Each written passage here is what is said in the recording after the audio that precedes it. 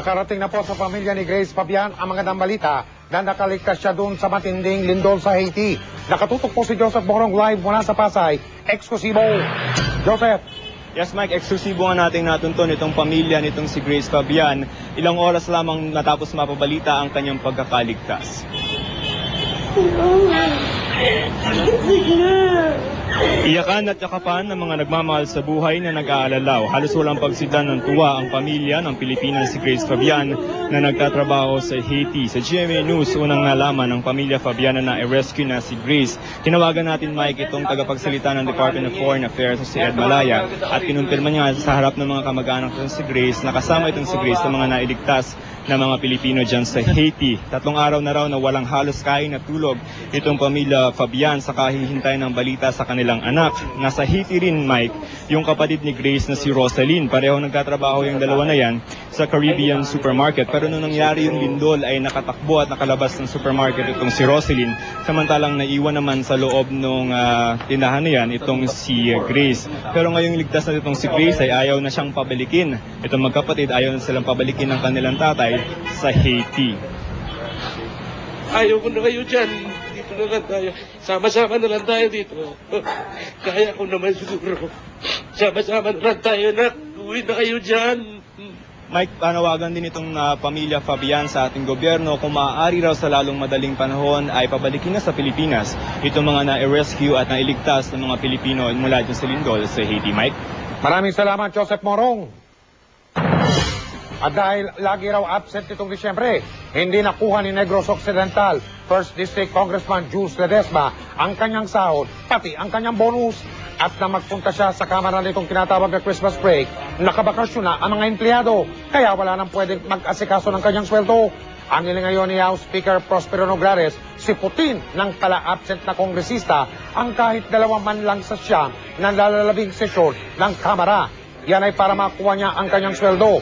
Pero pagtatanggol ni Ledesma, hindi naman kailangan na nasa sesyon ang isang kongresista para magsildi sa kanyang nasasakupan. Hindi ako nakikita, hindi ibig sabihin dahil doon wala na akong ginagawa. In fact, ang laking responsibilidad yung ginagawa ko kasi the communities that I'm talking about encompass a lot of people. We were all elected to be able to participate dyan sa deliberative assembly. That's where we make the laws. You are supposed to attend committee meetings and you're supposed to contribute to the legislations. Mga kapuso, matapos po ang katigan ng Court of Appeals, may papalabas na po ng programang investigador bukas ng gabi ang ulat tungkol sa isang tiwali umanong piskal. Ang ulat po na yan ay pinigan ng Pasay City Regional Trial Court na may isang papawid noong taong 2007 pero ipinaglaban po ng investigador. Istoryang hindi panayagang umere. Ngayong Sabado, let's get Piskal! 16 ng Hunyo ng taong 2007, may kontrobersyal na istorya ang investigador na nakatakdang ipalabas. May natimbog ang mga otoridad at ang investigador.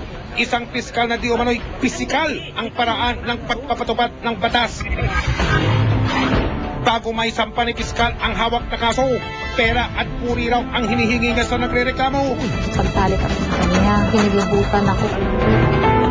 Ilang oras bago namin ipalabas ang istorya, nakatanggap kami ng temporary restraining order of TRO mula sa Pasay Regional Trial Court. Pinahihinto ang pagpapalabas sa nasabing istorya.